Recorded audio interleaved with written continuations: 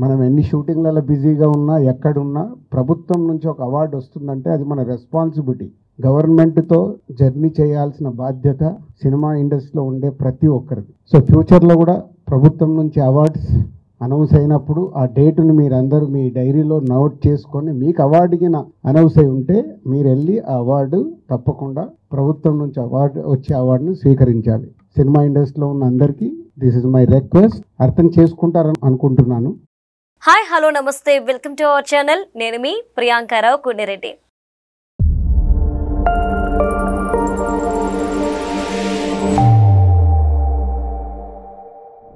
దిల్ రాజు గారు ఈ మధ్యన ఆయన ఏం మాట్లాడినా అది కాంట్రవర్సీ అవుతుంది. ఎందుకు అంటే నేను ఫేక్ రిజల్ట్ని ఇవ్వను అన్నాడు. అంటే ఇప్పటివరకు హీరోలు, ప్రొడ్యూసర్లు అందరూ ఆడియన్స్ని, ఫ్యాన్స్ని మోసం చేస్తున్నట్టే కదా. అంటే నువ్వు కూడా ఇప్పటివరకు ఇచ్చేవనే కదా అర్థం. రీసెంట్గా తెలంగాణలో గద్దర్ అవార్డ్స్ ఇచ్చారు. అంటే దగ్గర 14 ఏళ్ల తర్వాత ఇచ్చారు అని చెప్పి ఆయన అనౌన్స్ చేశారు. అనౌన్స్ చేస్తూ గద్దర్ అవార్డ్స్ అయిపోయిన తర్వాత ఆయన ఒక మాట అన్నారు రీసెంట్గా ప్రెస్ మీట్ పెట్టి. ఎవరికైతే అవార్డు వచ్చిందో వారందరూ గుర్తుపెట్టుకొని డైరీలో రాసుకొని మరి ఆ రోజు వచ్చి అవార్డు తీసుకోవాలి.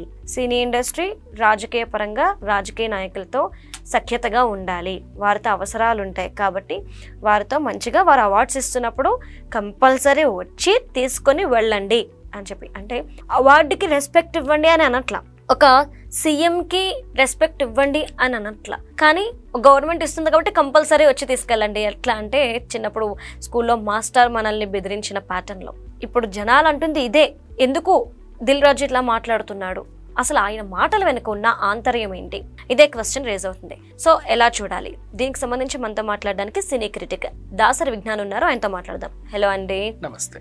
యా, మీరు దిల్ రాజు గారి కామెంట్స్ విన్నారా? అంటే గద్దర్ అవార్డ్స్ అయిపోయిన తర్వాత ఆయన మాట్లాడిన మాటలు నెక్స్ట్ డే. సో మీరేమంటారు?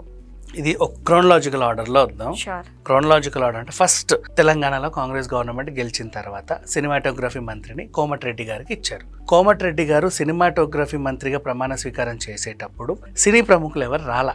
అదేంటి ఎందుకు రాలేదు అని అడిగితే అంటే మేము వద్దాం అనుకున్నామండి, ఇంతలో వాళ్ళు అక్కడ ఉన్నారు, వీళ్ళు ఇక్కడ ఉన్నారు, వాళ్ళు వచ్చిన తర్వాత అందరం కలిసి కట్టగట్టుకొని వద్దాం అనుకున్నాము, ఈలోపు తొందరపడి మీరే ప్రమాణ స్వీకారాలు చేసేసుకున్నారు అన్నట్టుగా చెప్పారు. సర్లే ఏదో అయ్యింది. నెక్స్ట్ రేవంత్ రెడ్డి గారు, సరే మనము గద్దర్ గారికి ఒక పురస్కారం ఇవ్వాలి, ఆయన చనిపోయిన తర్వాత బికాస్ చాలా సేవలు చేశాడు, తన పేరు మీద ఒక పురస్కారం ఇద్దాం అని తను ఆలోచించినప్పుడు వీళ్ళు సజెస్ట్ చేసింది ఏంటంటే, సార్ ఒక కొత్త పురస్కారాన్ని సృష్టించి ఇవ్వడం ఎందుకు, ఆల్రెడీ ఒక సెక్షన్ 14 ఏళ్ళుగా ఆగిపోయి ఉండింది. ఎందుకు ఆగిపోయింది అంటే గతంలో ఉన్న ముఖ్యమంత్రి దాన్ని అదేదో నంది ఆంధ్రది తెలంగాణది కాదు అని ఫీల్ అయ్యి దాన్ని ఆపాడు. 14 ఏళ్ళుగా ఖాళీగా ఉండింది, దాన్ని మళ్ళీ మనం వాళ్ళు సెలబ్రేట్ చేస్తే బాగుంటది. ఇప్పుడు ఎలా కొత్తగా ఒకటి అన్నారు, దీనికోసం మళ్ళీ ఇంకో కమిటీని వేయడం కంటే ఇవి ఉన్న వాళ్ళకే దీన్ని పెట్టారనుకోండి, గద్దర్ గారికి బాగుంటది అండ్ వీళ్ళకి కూడా మళ్ళీ అవార్డులు ఇచ్చినట్టు ఉంటుందని ఒక సలహా ఇస్తే ఆయనకు నచ్చింది. ఓకే, బాగానే ఉంది, గద్దర్ అవార్డులు ఇస్తున్నాము అని చెప్పగానే అందరు ఎవరు మాట్లాడాల.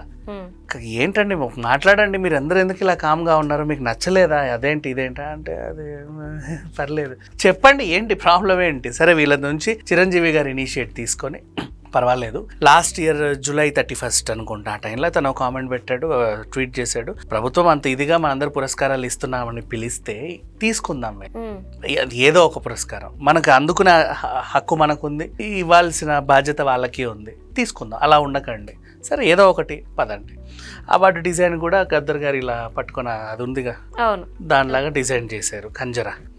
నెక్స్ట్ ఇప్పుడు ఇది యాక్చువల్గా మీరు అనుకుంటుంది ఏంటంటే 14 ఏళ్ళుగా ఆగిపోయిన ఒక దాన్ని మళ్ళీ కంటిన్యూ చేశారు. దానికి పనిలో పని ఈయనకు కూడా ఒక పురస్కారం ఇచ్చినట్టుంటుంది, ఈయన పేరు అంటగట్టారు.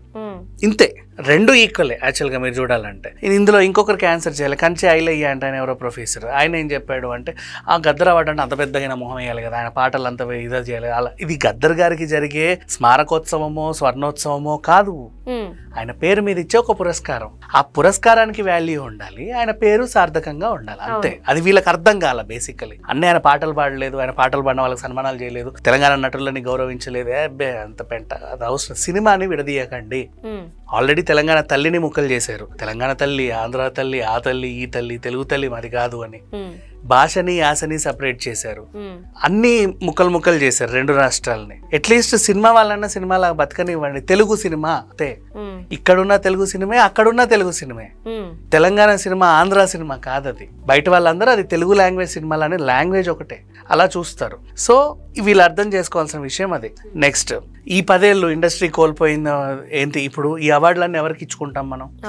ఆహుతి ప్రసాద్ గారు, కైకాల సత్యనారాయణ గారు, ఏవిఎస్, ఎంఎస్ నారాయణ, తెలంగాణ శకుంతల, కొండవలస లక్ష్మణరావు, మన కె విశ్వనాథ్ గారు, శ్రీహరి గారు, ఎస్పి బాలసుబ్రహ్మణ్యం గారు, బోల్డ్ అంతమంది. వీళ్ళందరూ లేరు. వేణుమాధవ్ గారు, వీళ్ళే తీసుకునేది నంది అవార్డులు. వాళ్ళ ఇళ్ళకి వెళ్తే ఇన్నుంటాయి. ఏమేమి వచ్చాయండి మీకంటే అవన్నీ ఎక్స్ప్లెయిన్ చేయరు. ఒక 2 సార్లు నంది తీసుకున్నానండి, ఒకసారి 2009లో, ఒకసారి 2014లో అలా చెప్తారు. అదో అపురూపంగా ఒక పెద్ద పురస్కారం లాగా ఫీల్ అయ్యి వాళ్ళు అలా ఉంటారు. ఒకసారి బంగారు నంది వచ్చింది, ఒకసారి వెండి నంది వచ్చింది అని చెప్తారు. అట్లాగే ఈ అవార్డ్స్ కూడా వాట్ ఎవర్. సో మళ్ళీ వాటిని రీస్టార్ట్ చేసాం. గతంలో మనం ఆపేసిన వెంటనే ఎవరెవరైతే అందుకోవాలో వాళ్ళందరూ పోయారు. చాలా పెద్ద పాపం చేసుకున్నాం. కనీసం ఇప్పుడన్నా మళ్ళీ దాన్ని ఇచ్చుకుంటున్నాం. సో దానికి ఆ గౌరవం ఇచ్చాడు దిల్ రాజు. అందుకు ఆయన ఏమన్నాడు అంటే, ఇంత ఇదిగా చేసినప్పుడు ఆయన కోపం ఫస్ట్ ఏంటంటే, చిరంజీవి ఫస్ట్ ఆయనే వెనకాల ఉండి అందరినీ రండి తీసుకుందాం అని చెప్పి ఆయన ఈవెంట్కి రాలా. అదే హైటెక్స్ లో 2 రోజుల క్రితం మిస్ వరల్డ్ ఈవెంట్కి వచ్చాడు, దీనికి రాలేదు. అంటే మేము అందుబాటులో లేకుండొచ్చు, షూట్ మధ్యలో కూడా ఉండొచ్చు, మంచి విషయమే.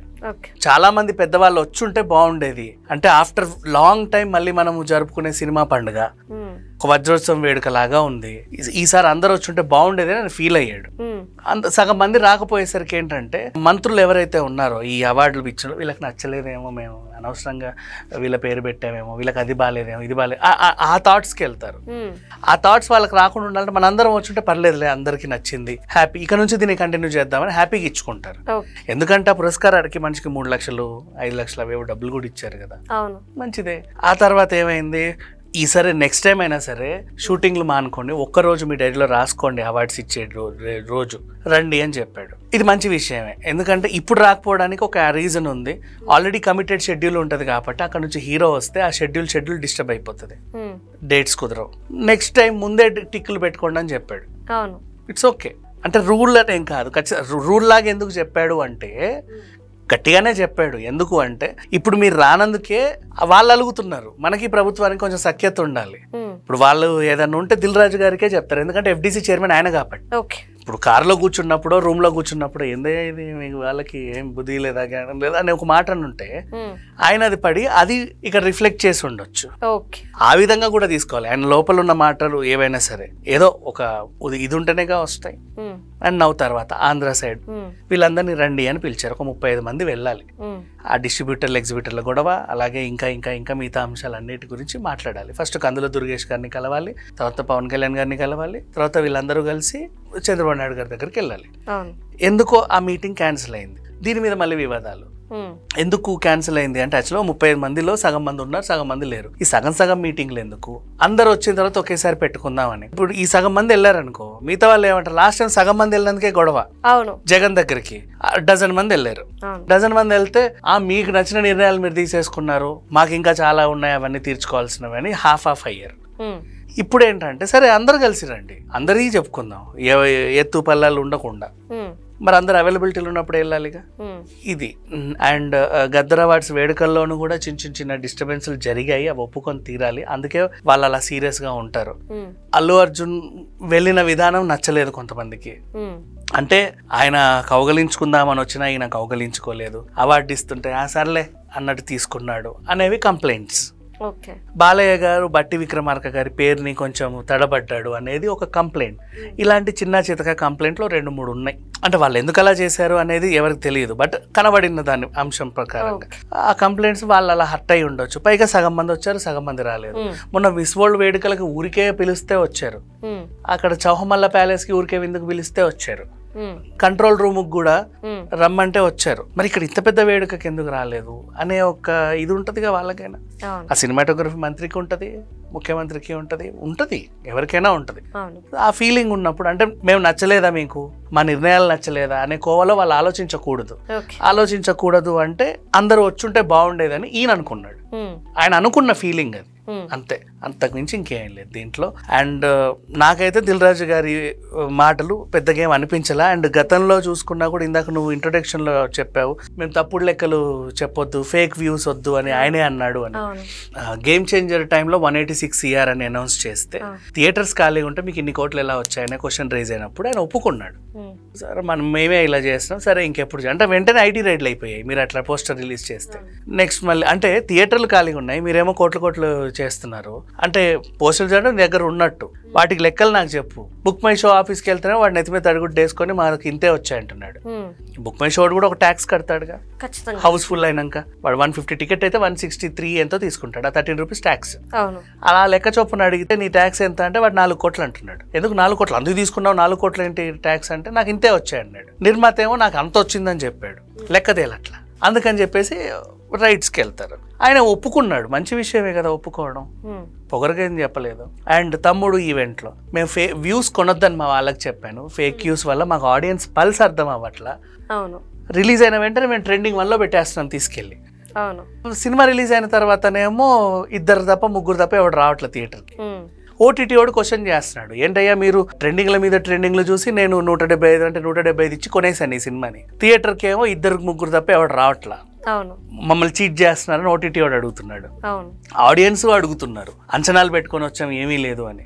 పర్ఫెక్ట్ ఆడియన్స్ పల్స్ తెలియాలి అంటే నీట్గా జెన్యూన్గా ఉంచండి, ఆర్గానిక్ వ్యూస్ ఉంచండి, ఏ వ్యూ కొనొద్దని మా వాళ్ళకి చెప్పానని ఎవరైతే కొంటున్నారో వాళ్ళే అంత పెద్ద వేదికమైన ఒప్పుకున్నప్పుడు, అంత ఈజీగా చెప్పినప్పుడు మనం ప్రశంసించాలి కానీ ఎందుకు విమర్శించాలి? అంటే ఇంతకుముందు కొన్నావా, నువ్వు ఎప్పుడు ఇలాగే కొంటావా, అవన్నీ అడగొద్దు, చెప్పారు కదా అంతే. ఇకపై తప్పు జరగదని అనుకోవాలంటే ఒప్పుకోవడం కూడా గ్రేట్ కదా. Okay, right, thank you so much.